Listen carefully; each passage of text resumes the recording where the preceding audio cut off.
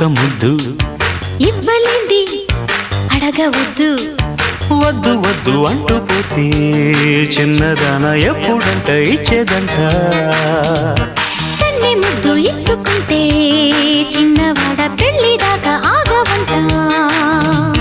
కళ్ళతోటి పెళ్ళయింది చాలే ఇవ్వు